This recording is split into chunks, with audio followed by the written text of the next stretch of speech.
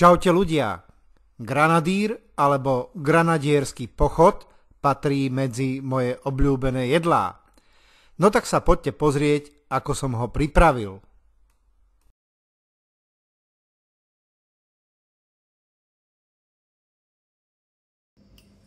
Zemiaky uvarené v šupke som nechal vychladnúť a ošúpal som ich.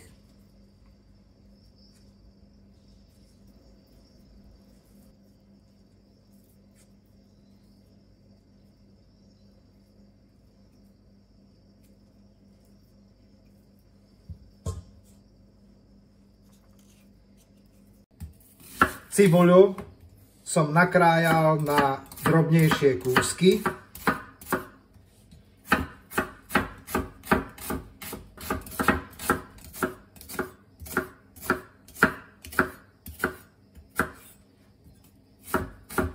Ošúpané zemiaky som nakrájal na drobnejšie kúsky.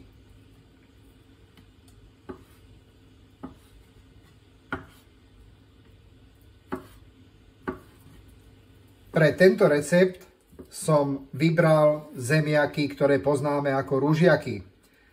Sú vhodnejšie, lebo po uvarení sa veľmi nerozpadávajú.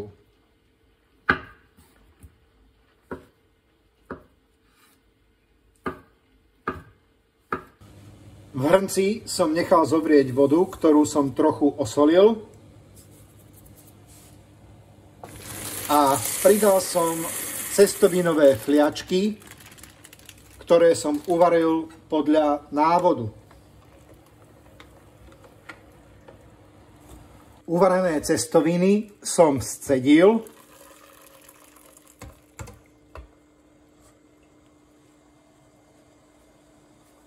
V druhom hrnci som nechal rozohriať trochu repkového oleja.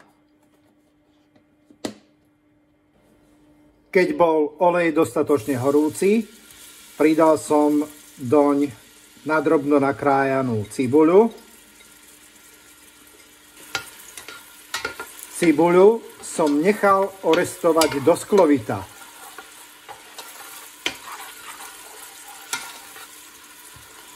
Do orestovanej cibule som pridal nakrájané zemiaky a nechal som ich trochu opiecť.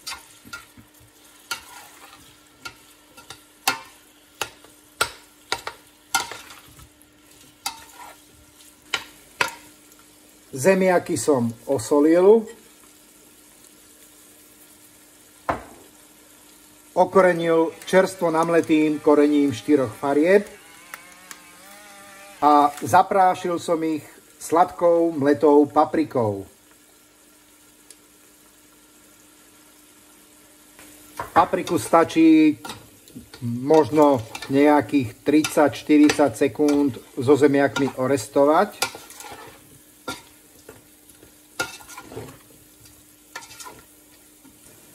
No a teraz k zemiakom pridám uvarené cestovinové fliačky.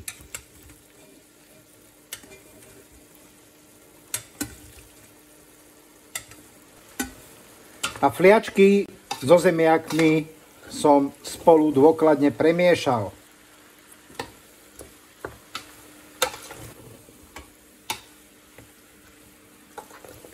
Fliačky som ochutnal.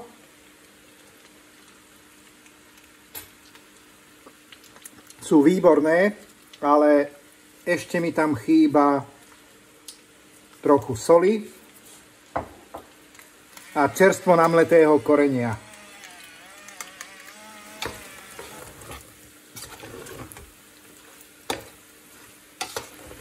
Takže ešte raz ochutnám, aby som zistil, či je toto pravé orechové.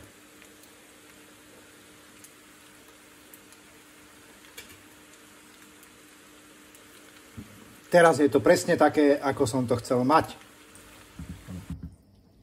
Granadír mám hotový a teraz si môžem naložiť porciu na tanier.